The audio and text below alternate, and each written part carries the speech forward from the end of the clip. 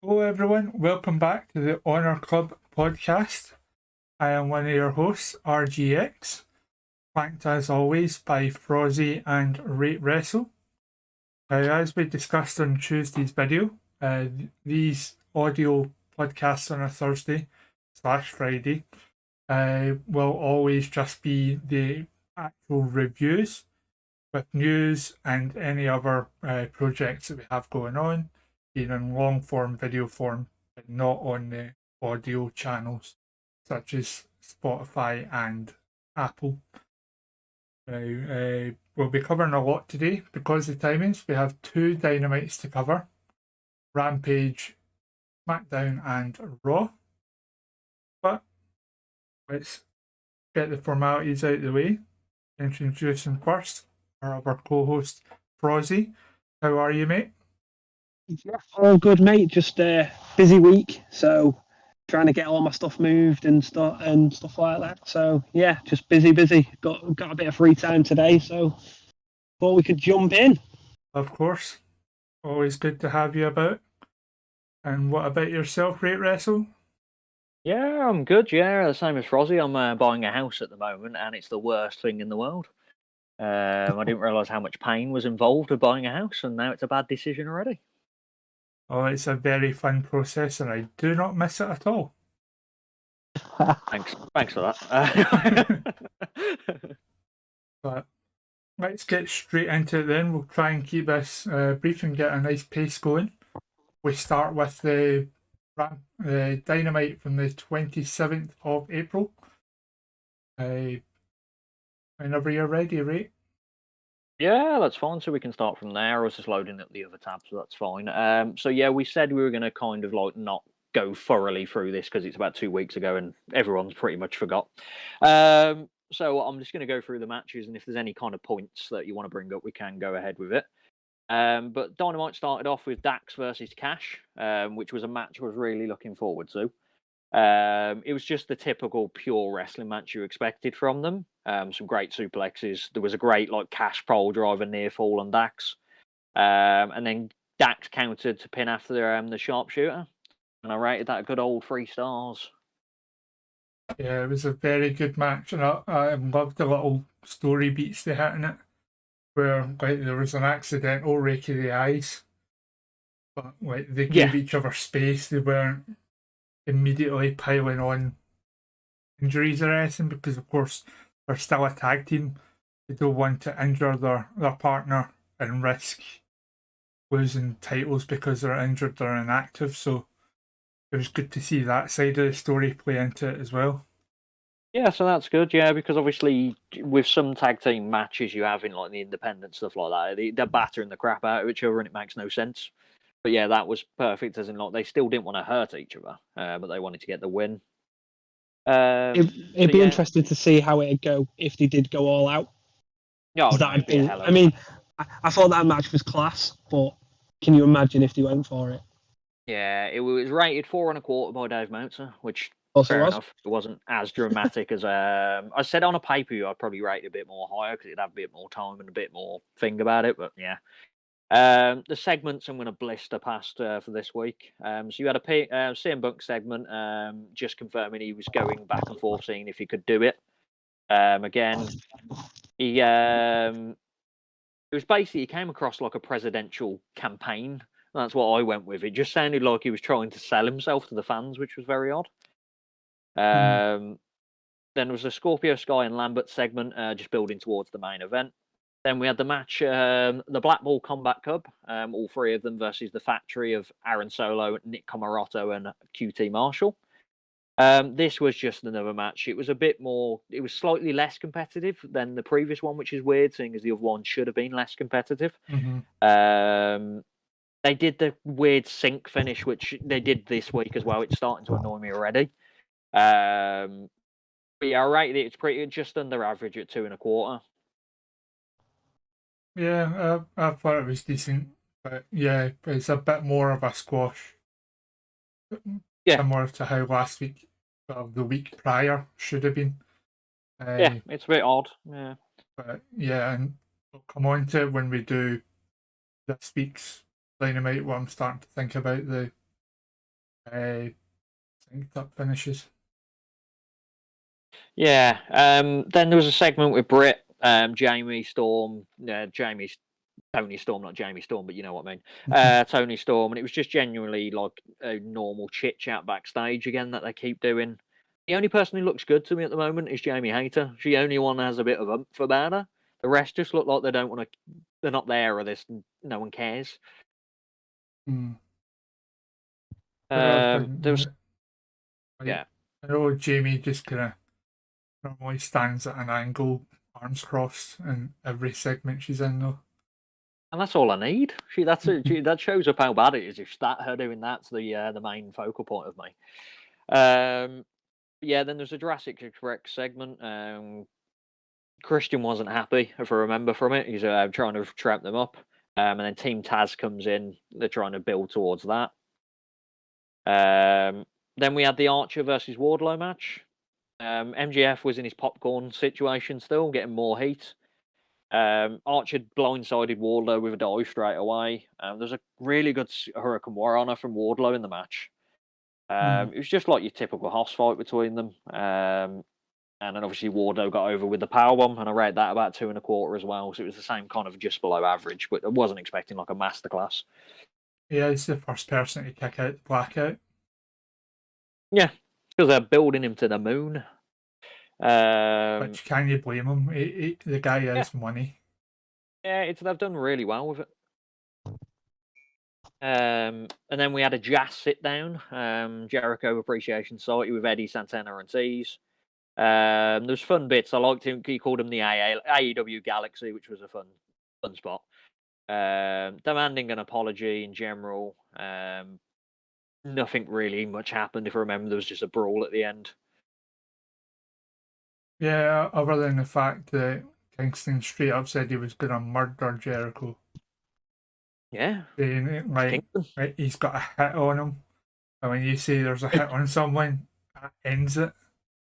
Oh, brilliant. And then you had Cheetah versus Deeb. This was actually a lot better than I expected it to be. They're both very good. Like the matches I've rated for them are very highly, but I thought this was just going to be one of these ones that's going to be thrown together and it's going to be 2 minutes long.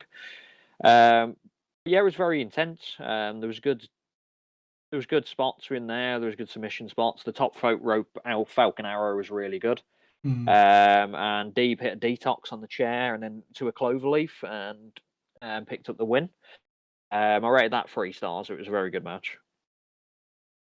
Yeah, obviously Thunder Rosa backstage watching, which it confirms later on. But yeah, interesting detail when I was watching it. Yeah, so that was it's a good build. I'm looking forward to the match side of Deeb and Thunder Rosa, which we'll discuss on the next Dynamite. MJF was backstage discussing getting a big hitter in for next week's Dynamite. We already know who that is, but he basically was hinting towards W. Morrissey at the time. I thought it might be Enzo because he didn't mention he was 7 foot tall. He just called him Big Man, and then he mentioned the lines that Enzo could say. But it ended up being W. Morrissey. House of Black segment. There were so many segments. I just wrote, "What is this?" I can't remember. I remember the Fuego de Sol being on like laying on the apron, the entranceway. But there was just nothing. They're a bit iffy at the moment. House of Black. It was cool the way they revealed Phoenix coming back from injury, but yeah, I know it was just also. They're like Penta dark, but then Phoenix is his normal self as well. So it's kind of like it's a bit odd mixture as well. That Penta's gone to the dark side, but the other two are still happy as Larry, just a bit angry, but happy you go, lucky goes. I would never ever in a month of Sundays describe Pac as a happy-go-lucky guy. Penta's flipping dark persona. He's a lovely guy. Alex Alperantes is wearing a druid outfit because why not? No explanation. Just this is me now. And there was a Darby versus Swerve preview, which I'm assuming we're not doing Rampage from last week as well. Jesus. I can cover that very briefly. Excellent. And then there was the Undisputed Elite versus the Varty Blondes versus Brock, Lee, Is it Lee Moriarty? It was Lee Johnson. Lee Johnson. It was Lee Johnson and Dante Martin. It was nothing special. Literally, that's all I wrote for that match, and I put that as a 2 1/4 as well. It was just the average get them over match. My note just had Holy House Show match, Batman. Yeah. Like it. I written now next. Jericho is now the Sheik because he did a fireball in Eddie Kingston's face. I just decided. I next followed up with Trisha Adora just with a like a yes moment because I do like Trisha Adora. She was on Rampage. And then the main event, which was Sammy versus Scorpio. This was a bit better than I expected it to be. More of because of the finish, because I expected it to be the opposite finish. There was some good spots. I liked how they kept hinting that Sammy was going to win at the end, even when he got knocked off the rope and he should be down. He jumped back on the flipping ladder and was going, "Oh, he's going to win." And then Scorpio pushed him off again. There's some Page Van Zant spots with Taya, which I don't really care about. There was a cool cutter spot, barbed wire ladder because why not? And that was actually surprisingly my match of the night. Most people picked the Cash versus Dax, but I think I expected more from it. So, whereas this match, I didn't expect it to be as good as it was. So, I put it as 3 1/4 stars. This show in general had 2 of my top 10 TV matches the year so far. And I stress TV, not including pay-per-view, but that's fair enough. I enjoyed both. And Meltzer rated it a 4-star. Because Meltzer gone melt. Frozzy's opinions are just on Meltzer. That's it. He's like, it's on Meltzer. To be fair, I didn't give you no chance to do anything in that, but it's just the 2 times you spoke. It's just fucking Meltzer. It's like me in the baddies section when we get there. Fucking baddies. But yeah, that was Dynamite. I don't know if there's any other opinions on that. Not really. I'll quickly cover Rampage and then we'll jump to this week's Dynamite. That way we've got a consistent narrative. Yeah. Just get the AEW. Not wording it away, but get Dynamite out of the way. Make sure you control that narrative, mate. God, the key opinions you're coming across Meltzer and control your narrative now. I know a dark, deep turn in the last week. I'm Mr. Controversial now. So Rampage from last Friday then, coming to you from the Lyacouris Centre in Philadelphia. I have no idea if that's how you pronounce it.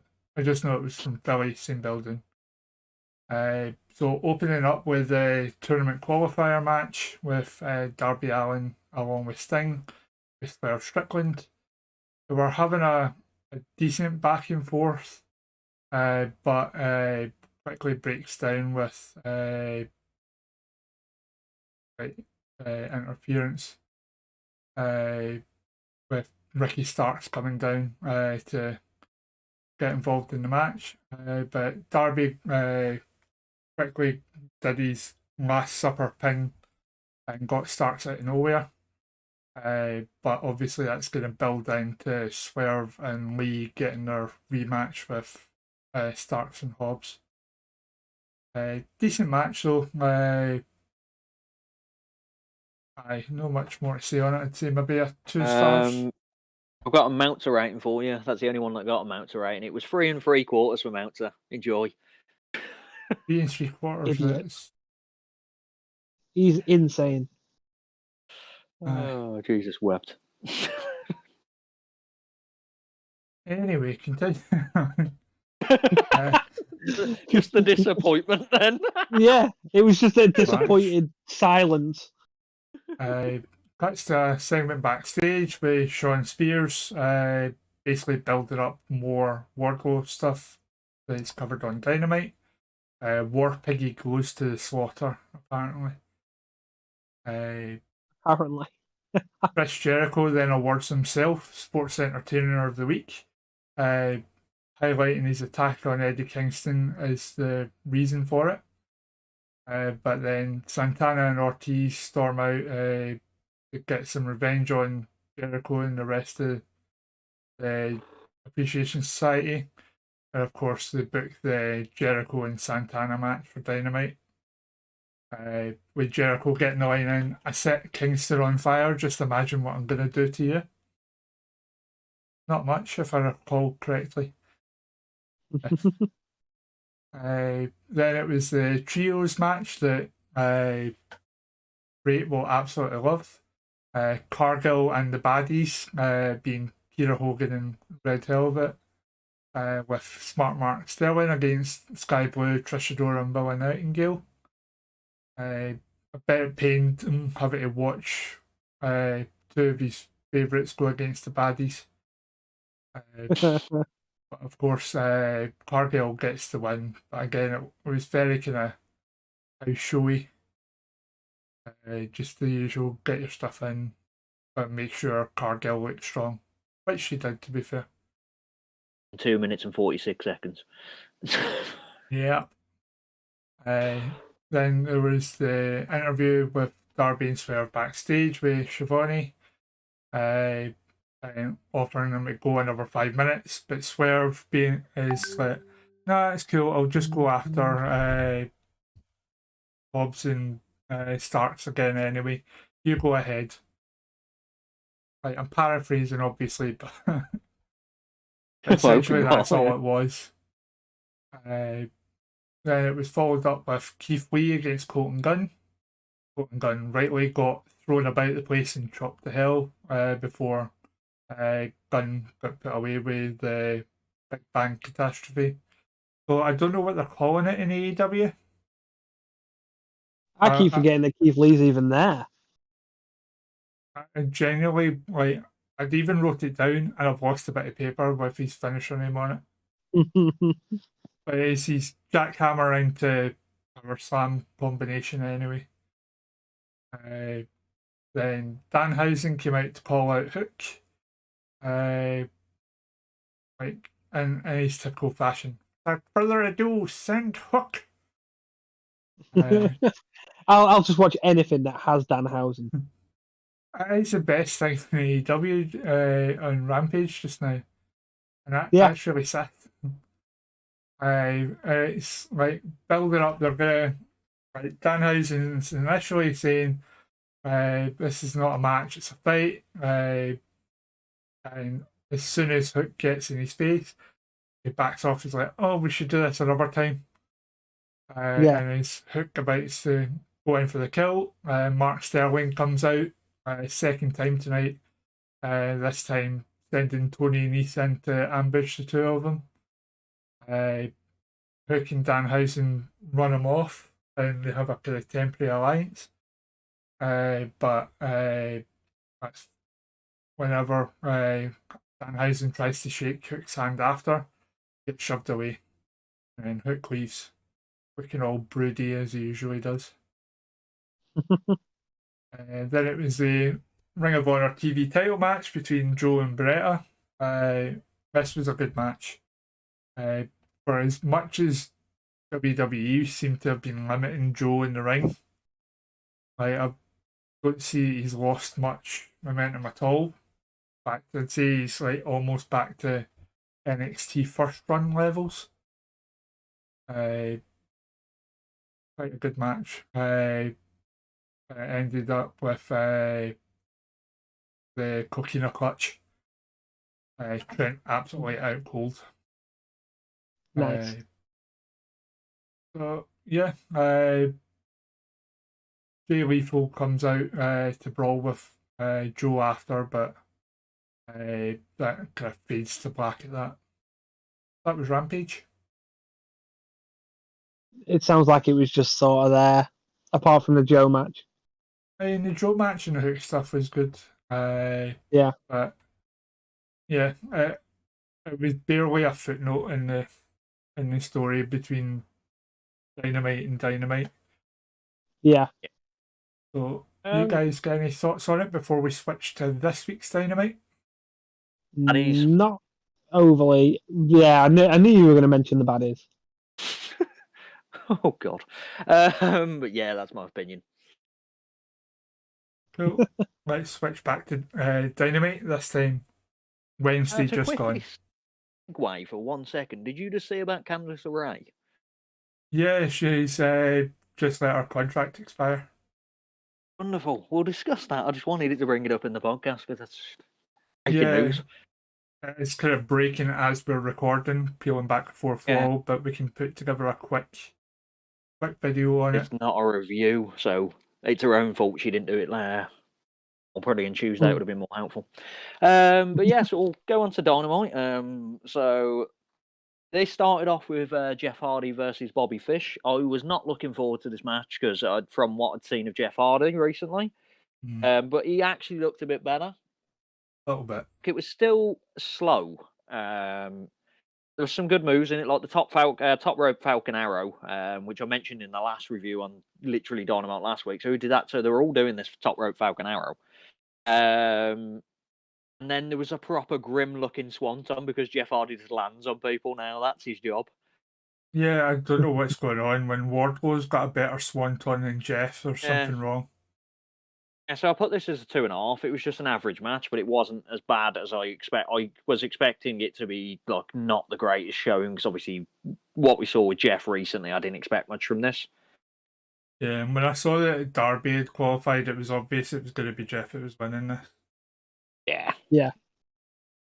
There was a very good William Regal vignette about the Blackpool Combat Club. Yeah, I'd seen it on Twitter the day before. As someone who has been cut on his cheek, it was a very powerful promo. So yeah, it was dark as well. It was what he was needed. It wasn't like words. It actually sounded like oomph behind it. Then you had the BCC versus Andrade Family Office, which was Angelico, the Blade, and the Butcher. This was it was a jump start, so there was a good start to the match. It was just an all-out brawl, which I expected.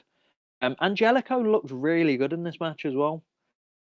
Like, it makes me sad that they don't use him as much as he could be used because he's very good, especially submission-wise. Like, he's a very good wrestler. But he's just been lumped with Jack Evans, and I think that just doesn't help. And I just hated the finish once again. The synchronized finish needs to stop. yeah, especially as it genuinely looked like Wheeler Yuta was trying to get a pin.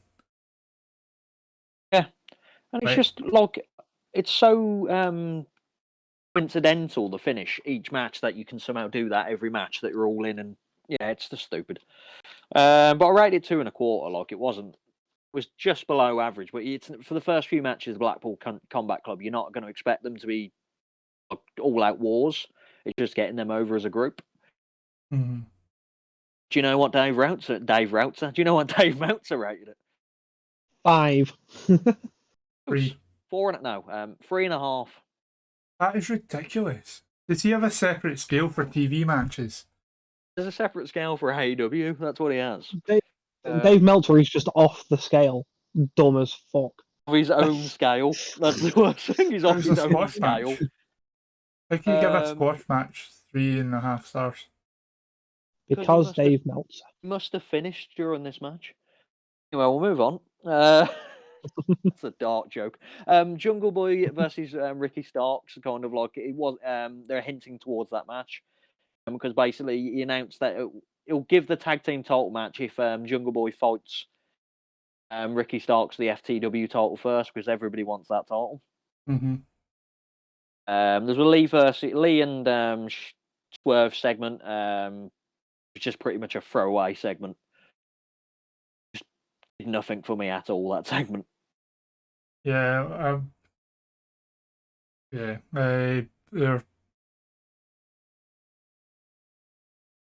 this is another example of feuds that have been going on too long. Yeah. It's going to go on for at least another month. It'll probably be at Double or Nothing. It ends. This was followed by Wardlow versus the mystery opponent, which I announced about 20 minutes ago, which was W. Morrissey from Impact, as we may know him as Big Cass. You're not familiar with him. There was I love the "We want Enzo, no we don't" chant. Like, that was a big part of the match. This was extremely slow. Like, I didn't expect it to be fast paced, but my god. Like, I was still impressed with W. Morrissey though, because I've not really seen much of him since he left WWE. Obviously, I saw a couple of his Impact stuff, but yeah, because when he first joined Impact, that's when I was still watching it, so I saw a bit more, and like there was some good matches in that. And he's like Rebellion, even though he was only in it for a bit, he looked very impressive in that as well. mhm. There was a proper, very good moonsault by Wardlow. Wardlow hit him with one power bomb because I don't think he wanted to hit him with 5. And he won. I didn't enjoy it that much. Like I put it as a 2-star match. Like it just did what it did.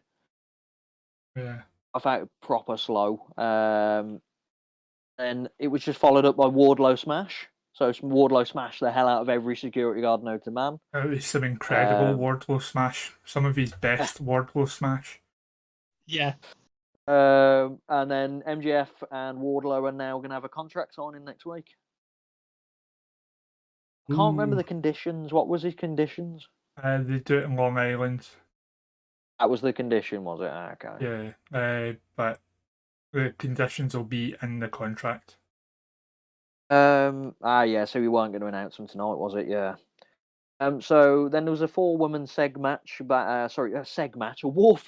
4-woman segment backstage. That's what I wanted to say, which was Jamie Hayter, Ruby Solo, Tony Storm, and Britt Baker. It seems like it's been going on forever. It just seems like another. Like if this rivalry hasn't been going on that long, but it feels like it's been dragged on forever. They've done this exact thing 3 weeks in a row. Literally the 4 of them backstage with Tony. So this week it had Ruby Solo though, not Soho. Ruby Solo. That's what you said, mate. That's what you said. That's funny because leave me alone. So this was followed by a Hangman segment because Hangman Page is now a heel. At the start of it, I realised Page's charisma is like a vacuum.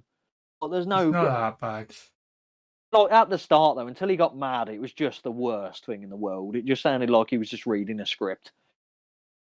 And he was bad at reading it. But then he got a bit angry, but then he also became a heel, which weirded me out because this just happened. There was no reason for it. It was just suddenly, I need to be the heel in this situation. And what I read here, he sounds like Adam Cole. It just sounds like he's making empty threats that he can't cash. Yeah, I'm going to destroy you. Yeah, that was my thinking. Like everyone's saying, "Oh, it was brilliant," and just skirted the line of being heel. It was like, no, for a majority of the casual audience, you'll have killed his face. So he's gonna start getting booed now. Yeah, and he's not been a massive fan of his run. I'll be honest, as the champion. I think, as a lot of people saying, Tony Khan had this plan for like a year or so, and he just hasn't changed his mind. Should have done it earlier because it just seems I don't care now. Yeah, he's much better. He's kind of like Dean Ambrose was in WWE. Much better at chasing the title than actually holding it. Yeah. So that was pretty much the end of that segment. Then they had a bit of a segment which was Jay Lethal, Sanjay Dutt, and Satnam Singh is his name, is it? Yeah. Backstage, and it's hyping up the Lethal versus Takashita match, which was the guy who kept going on about in the previous show we did on YouTube. So it feels like it's going full circle now. Mm-hmm. So I'm glad people know of him. That's good. So they're hyping towards that match. And you had Santana versus Jericho. Started with an outside brawl. There was a drop kick on the stairs that looked pretty. Landed on the stairs. Santana hit a frog splash near fall. Then he did that roll cutter, which I really like, the roll into a cutter. Mm-hmm. That's always been good. That was a near fall. Then he hit the Mr. Discus. That was a near fall as well. That will mean nothing to anyone except us. And then this ended up with a distraction, with a low blow, and then a Judas effect. It was Judas effective. Yeah, very effective. But yeah, I rate that 2 3/4. I did enjoy the matchup. Like at the start, I didn't think I'd get into it, but by the end, I actually really enjoyed it. Yeah, I thought it was all right. For some reason, I've got the Wizard ? Chris Jericho. Did anyone refer to him as the Wizard in commentary? I can't remember. Excalibur 1,500 times. Really? He was called the Wizard, so Excalibur has to do it. Yeah. Like, he just didn't call him Chris Jericho either. He had to keep calling him the Wizard, Chris Jericho. Wow. Because Excalibur does what Excalibur needs to do to get that green. That's pretty much it. Yeah, and then this followed by another beatdown. Appreciation shorty beating down the Brooklyn Brawlers to the ground. And yeah, I did call them the Brooklyn Brawlers. Yeah, I just keep beating them up. It's like the MJF segment again. He's already fucking thrown him in the toilet, and now it's just not. He's not worth it anymore. Yeah, take the L and walk away. Yeah. And then this was followed by the Gun Club and the Acclaim segment, and I just ripped what? Yeah, giving each other presents. Scissors, and I don't know what's happening. I can't discuss this segment because I don't know what happened. They should have used that scissors to cut this segment. Oh, I did watch it. I just don't know what happened. Like, there was the scissors. Why we got present? I'm not. And then the most annoying segment of the night, because it could have been so much better, was the Varsity Blondes and the House of Black segment. Like, everyone was waiting for Julia Hart to turn heel, and then they just didn't do it. Obviously, I won't say much because of monetization and stuff like that for the channel. However, having a large tattooed man loom over a small blonde woman with what's going on in the news just now is weird timing. Yeah, and it just made me sad that they didn't do it, because it would have been perfect. Like, the whole build up to it's been great, and then not to do it. They're going to do it at some point, but I feel like that would have been the perfect moment. And then Death Triangle just coming out ruined it all. It's just like, why is it just happened this segment? It didn't really matter. Yeah, absolutely. Julia should have turned full heel. But yeah, it's going to happen at some point. I'm guessing it might be a double or nothing. I think they're going to do the payback, but then everyone's going to be like, it should have happened like 25 minutes ago, like 25 weeks ago, like, you know. Yeah. But yeah, after that, I've written Bloody Baddies, so I'm guessing that was just a baddie segment. More of just boosting Jade Cargill's ego. That's all I remember from the segment. Pretty much. Then you had the Dante Martin versus Phoenix match. This match had a proper. It had more about it though. It just felt like there was actually some intensity to it. There was speed. Like, there was the good old flip show. There was a great cutter spot in it. Weirdly landing on feet spot. Yeah, I didn't like that. That's what I just had to read my note, but it just clicked into my head, that Spanish fly where they're both landing on their feet and just stood there. Yeah, I didn't like that, and I didn't like the what was it Excalibur called it, the front flip Russian leg sweep, where they basically just belly flop flashed into the middle of the ring to cover. Yeah, it was just like, I enjoyed the match overall. Like, the finish was good as well. The spike Michinoku looked incredible. Like, that Phoenix hit on Martin. I rated 3 stars. It was my favourite match of the night. I don't know if I'm just not that into Lucha stuff anymore. But I thought it was just like he's flipping again. And a lot of the offense just didn't look like effective. You know who's into Lucha? Dave Meltzer, 3 3/4 stars. Let's move on. Crying out loud. I think this is going to be my favourite spot of the show now. Just mentioning Meltzer and then Frozzy rising out of the ground. It's a shame we're not on camera, because you would have seen my eyes roll nearly out my skull. But that's the last rating of this show for Meltzer. There's no other ones. I'll just keep quiet. Thunder Rosa segment, which was terrible. I love Thunder Rosa as a wrestler, but I think it's her accent doesn't match what she looks. I don't know what it is. It just doesn't match her look. I don't know what it is, and it doesn't seem like a wrestler's voice. I always felt like that with Mike Tyson boxing. It sounds like someone, like a mum scolded her kids. Yeah. And I just writ here all of the segments, because there was just so many segments. It would be a great match, but the segment was terrible just because it just seemed like an odd back and forth. I do respect you, bro. I respect you too. Yeah, been a weird, yeah. And then this was followed by the main event. I liked it a bit more than most people liked it. Like, I think it's just because, as I said, we were discussing it. I'm just a big fan of Diana Perazzo as well. The whole match was her working on the arm, which it should be because that's what she does. It's her heel, and she's trying to get to a finisher. Which, if you've got a finisher, a submission finisher, you should always work in that part throughout the match. Ric Flair did, and people like that. That's the reason. That's how you get the submission in. Just felt like another slog though, the match as it was getting along, even though it was only 10 minutes long. There was a cool curb stomp spot which Mercedes Martinez hit. And then this ended with I can't remember how she won, but Mercedes won. Did she? Oh, she submitted her with a Dragon Sleeper, didn't she? Yeah, she went to put it in and injured arm, couldn't do it, so she switched over to the left and did it there. What makes it worse is one that she submitted Deonna Purrazzo, who's like a submission specialist. Two, I think she probably should have won, and three, anyone in Impact come into AEW just gets slapped. I don't think putting it in the main event was a good idea. Because the crowd just did not. The title match, wasn't it? The crowd just did not care. Especially considering if you look at it from a casual point of view, like they would have no idea who either of these women are. Martinez had been on TV a handful of times, like in general for AEW, and a handful of times on NXT. So she wouldn't have been familiar to the casual crowd. Deonna Purrazzo would not have been familiar to any of the casual crowd.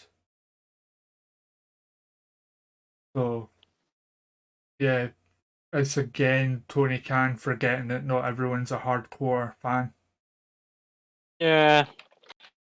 I think he's trying to get RAW, Ring of Honor over, isn't he, as well? Because obviously, doing a shite job. Yeah. I was going to say someone ought to teach him how to actually do it. Yeah, so that was the end of Dynamite. Yeah. Again, average.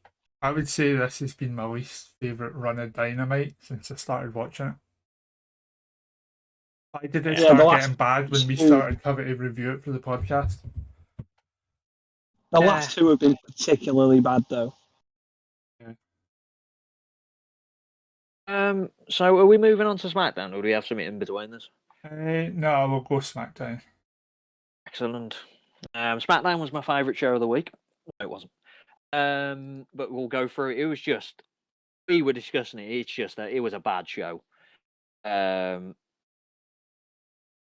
I've read it was it. So it's Drew versus Zayn, which was the start of the show.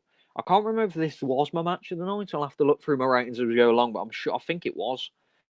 There was a cool sunset powerbomb. It was more.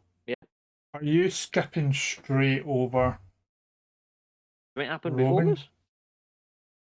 Right. In my notes, I've got the Roman promo first. The Roman promo? This is where they changed the unification match to just a 3-on-3. I must have not. I must have fucking went straight to the match without actually even watching that. Fair enough. Discuss. Aye. So Reigns is in the ring with the Usos flanking him, and Paul Heyman, as always, says in the mic that he's disappointed in management that they've not got an opponent for the world champion, which fair point, sort of. In order to get himself shoehorned into the pay-per-view, which is weird in its own right. Instead of giving him an opponent for his world title, Adam Pearce allows him to just add himself to the unification match, Drew to the RK Bro, and take titles off the line. He rips up the unification. Like, the tagline of this episode is going to be "Because Reasons," because I have absolutely no idea how and why this makes sense. I have rewatched it 3 or 4 times trying to see if I missed something that would add context. I reckon you're not the only one who's done that. I reckon if you asked anyone in WWE what is going on, they couldn't give you a straight answer. Yeah, I didn't even see it, so your description's as good as anyone's. It really was like, what? It's just a baffling piece of television. I was just like, oh, right, okay. So this happened. Yeah, it just sounds very odd. Yeah, I'm guessing when I watched SmackDown, I just must have not even seen. Must have went straight into it because I couldn't even remember that at all. Yeah, you might have just seen one more, whatever, or it was a recap. Yeah, it's just baffling. Yeah, it just sounds very odd. I'm guessing then it went into the Drew versus Zayn match, though I didn't miss anything else, did I? Drew and RKO came and chased them off, but that's what led into the match after that because Drew was already out. Okie dokie then. So yeah, this was probably my match of the night if I remember. I haven't looked through the ratings yet. It was more competitive than I expected it to be. Especially after Zayn obviously been running out a few times. There's a cool sunset bomb spot. A proper huge suplex followed by the Claymore, and I put it as a 2.5. So it wasn't great, but look, it was a lot better than I expected it to be. Yeah, this is just a mini feud to wait until Roman's fit enough again. And then, and then that was followed by a Charlotte segment, which was basically boasting that she's better than Ronda, which is still I'm really enjoying that. Just her being more of a heel than possible. We're setting up the beat the clock. Yeah, boasting better than Ronda, yeah, but setting up the beat the clock challenge for the main event spots, which was the best main event I've seen in a while, but we'll get there. This was followed by Happy Talk, which I don't care about. Like it was him going on about that it helped Madcap Moss win the Andrew the Giant Battle Royale. There's nothing much to say about. I don't care about this rivalry already, and they haven't even had the match. Yeah. Then I followed this up with Madcap Moss, yay. I don't know what he did, but I just written yay. I'm guessing that was just he was retorting what Corbin said in the ring. Yeah, he came out and just chased him off, gave him a bit of a beating before Corbin ran off. Yeah, and then this was followed by Ricochet, and he said Ricochet. Ricochet versus Shanky in an Intercontinental Championship match. This was awkward. It was a match, and it was finished by an abrupt pin. So you made Ricochet look really strong because he had to steal a win. That was 1.5. Just not great. And now they're hinting at Shanky versus Mahal. Yeah, I was going to say that was 1.5 generosity. If it was in the Tokyo Dome. No. But yeah, Shanky versus Mahal they're hinting at, which I went yay for that as well. There's a Raquel Rodriguez segment which they've made. She's been made proper weird. Just really weird. Like, I can't describe it because she's just odd. And her smile's quite creepy. Yeah, and then this was followed by her versus Kat Condoza. Just your typical squash match, I rated it a 1 star. Like, there was a bit of offense, but and Kat Condoza got a bit of offense in, which was surprised by. It was just a 1 star matchup. RK Bro and the Usos contract signing. The right hand man segment they kept doing. Randy Orton called one of them a bitch. And then that just started a good old brawl, which then ended up with Drew coming down for Drew Smash. You've got your notes mixed up. Yeah, you have. What was next after that? What was then? No, this happened before the Drew match at the start. I did wonder why there was a contract signing after the match had been changed. Okay, yeah, that must be because when I watched it, that's what happened. So did you watch it the same as me, Smooth? No. Yeah, on my fucking video, it showed. I don't know if I didn't see an edit one. That was because I've written these in order. There's no gaps, so there's definitely no. What I watched it was the order that was on the screen. So that's very odd. Yeah, Drew Smash. So we've already covered that, so we'll move on. Then I'm assuming this has already happened as well. The Heyman segment where he's out back trying to hint at him changing the with Adam Pearce. Yeah, I basically rolled it all into one. Yeah, so I don't know what's right. And then I've got Naomi versus Baszler coming up next. I'm thinking I'm back on track here. But yeah, there's no gap in between the notes. So like, this is the order that it came up on the screen. Naomi and Baszler was last week, mate. I'm joking, by the way. Really threw me then. I had to look at the screen and everything, and I was like, "What is happening?" Naomi versus Baszler. It was just a speed versus technical match. Another abrupt finish because all WWE do is like roll-up matches now. And then yeah, it just happened. That was another good old 1.5 match. The heels beat down at the end. Ridge versus Woods was a bit better than I expected. Pretty decent matchup. Classic big heel versus small like wrestler match, getting all over. And I don't even know what I've written here. My notes are in the bin. It's time. It's his finish. It's time. It's his finisher. I've written there. I don't even know what that means. But sorry, yeah, because the roll-ups was getting annoyed. It's fine because it's his finish. Because of Azalea Woods, his roll-up was also abrupt finish technically, but it's his finish, so it's fine. Which was 2.25. I read that. It was getting decent, but then the I hate his finisher because they've made it a finisher, but everyone else is winning by that way as well. Backwards. Which seems stupid. Then you had Sheamus versus Kingston because he got egged into the match. I just put that as a 1.75 match. Nothing special really happened to discuss. Yeah, so is there anything else you want to bring up in it? Actually forgot it happened until you mentioned it. And then this was followed by the Lacey Evans segments, which I'm getting slightly tired with now. Because it's just draining. Yeah, I'm ready to see her start an actual feud now. Yeah, because like if they're doing one next week, I don't know what. Because there's so much bad things that have happened to, which is a life. It's very like I can't, but it's just also it's draining to hear. It's like feels like I'm week on week. Yeah, week on week. Hopefully, if they are doing one this week, it'll be she's turned it around because it finishes with her joining the military. So hopefully it'll be our military service and then getting her starting WWE, and then that'll be us. Yeah, hopefully, but probably not. Then this was followed by Rousey versus Shotzi Blackheart in the Beat the Clock challenge. Beat the Clock challenge are never good matches. I've rated it 3.25, but the whole point of it is to beat the opponent as quick as possible, so it's never going to be like a 5-star classic. Yeah. And then this was for like Shotzi was trying to run around the ring for a bit, trying to knock the score down a bit.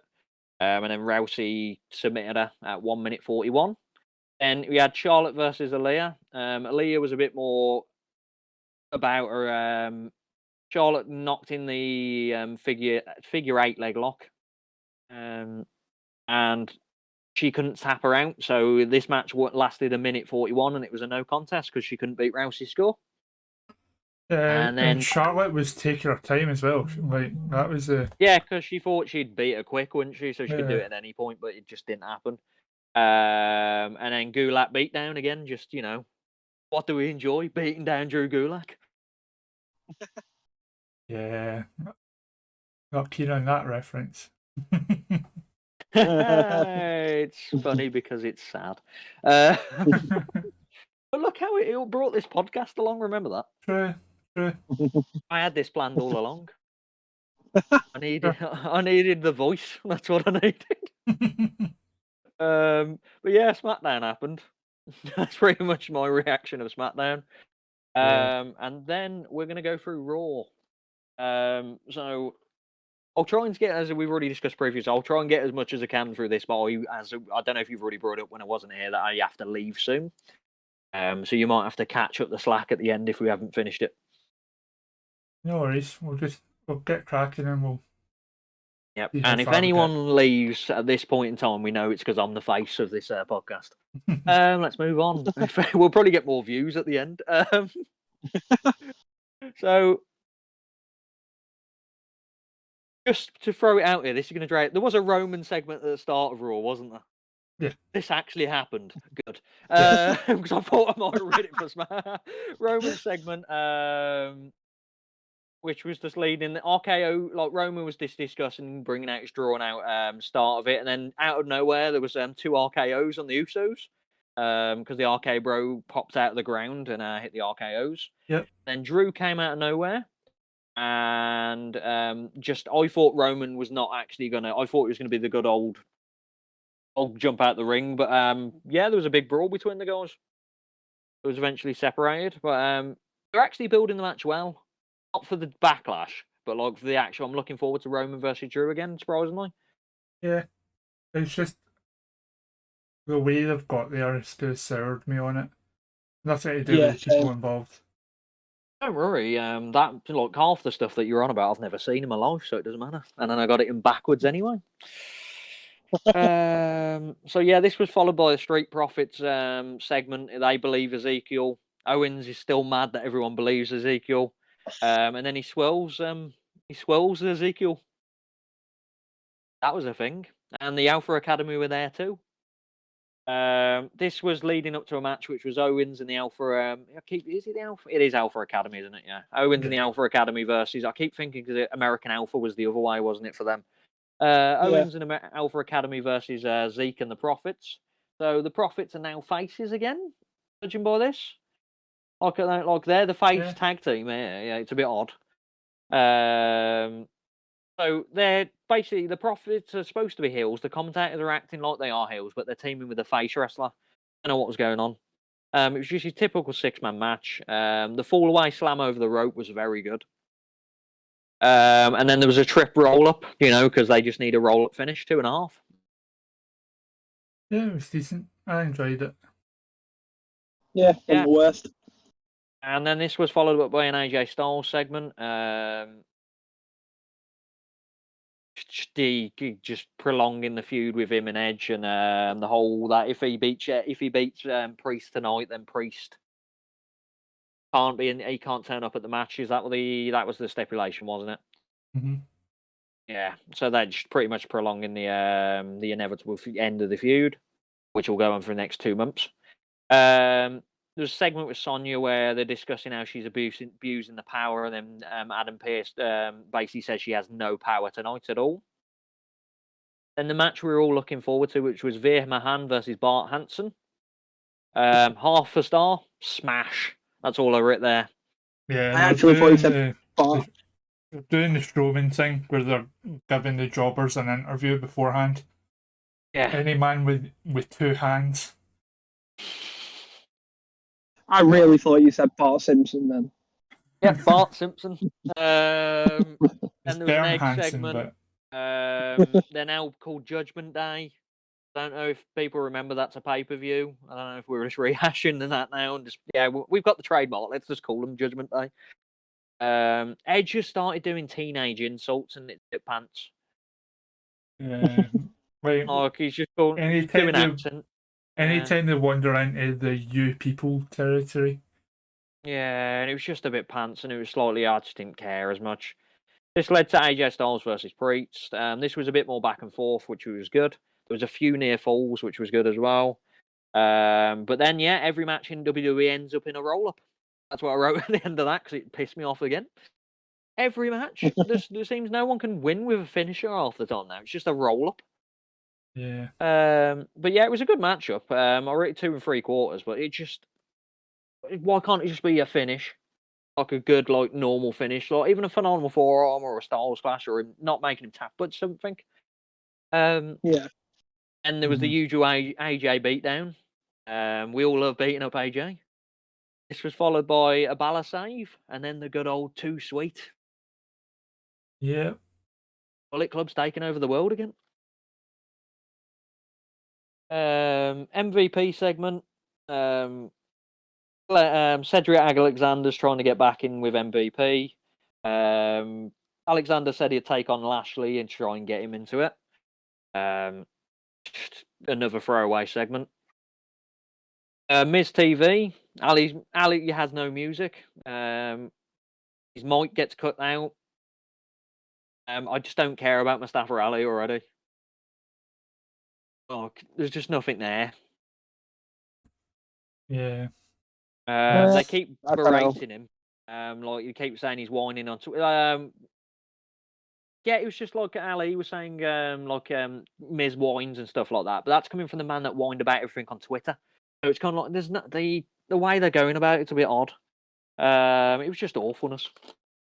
I just want to give it a bit more time with him because I actually don't mind him as a wrestler. I think he can have good matches. You're wrong. Let's move on. Ali versus Miz. Ali versus Miz versus Theory was then set all up. Sorry. Ali versus Miz and Theory. Sorry, that was set up. This match happened, and then Ciampa attacked Ali at the end again. Yeah, I think that could be a great match. 1-star match. Nikki won the 24/7 title, and you had Dana Brooks versus Nikki Ash. Quarter star it. What? That was a match. Then we had a pouty Beck segment, which is what I've been calling them recently, because all she does is just put a pouty boo boo face on. And she's gonna basically say that the comeback ends with Asuka. So she's gonna break the comeback. It's just weird. She's going into the Seth Rollins mentalness, I think. Mm-hmm. This was followed up by a Seth Rollins segment, which he was calling Seth Appreciation Night. Cody's still in Seth's spotlight. Cody comes down. He basically trashes Dusty then. And then there was just a mini scuffle. Yeah, I did like the line, your dad wasn't good enough to be champion and neither are you. I'm paraphrasing a little, but that's pretty much what he said. Yeah. And then that was followed by Alexander versus Lashley. MVP was doing he was commentating over everything, which was pretty cool. And by the time that happened, Lashley had already won. When I was drinking my coffee, I looked back and Lashley had already won by this point. With the Hurt Lock 3/4. That's what I wrote for that match. It is what it is. Mm-hmm. Doudrop and Nikki, I'm looking forward to that. Yeah, obviously, the way she said it is like, are you ready to start getting serious?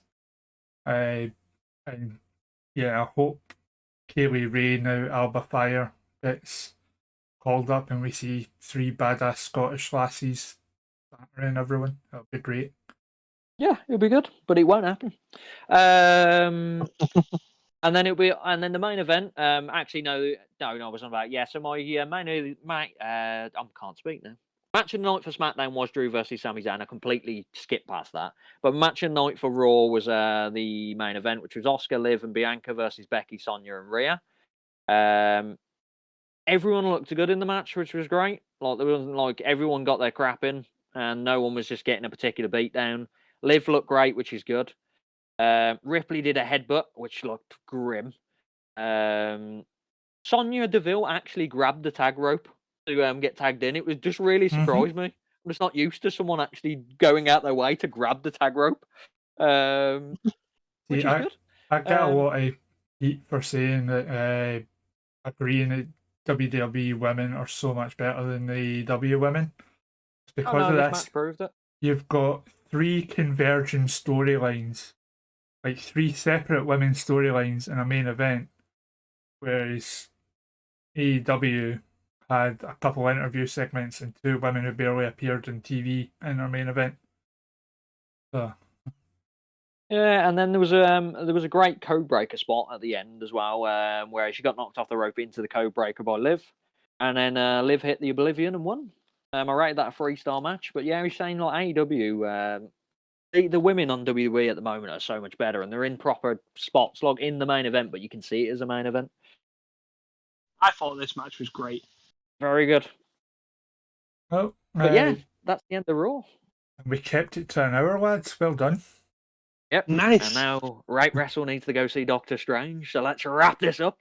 Yeah. Don't ruin it because I've not seen it yet. Excellent. So, just remember, guys, hit the subscribe button for us. Share us out among your friends. We are on Podbean, Apple, and Spotify. And we will see you all on Tuesday for our next weekly special, which will be more of RateWrestle's awards and the weekly news, including more information on the developing situation with Candice LeRae. Adios, everyone. Thank you, everyone. Take care. Goodbye. Bye.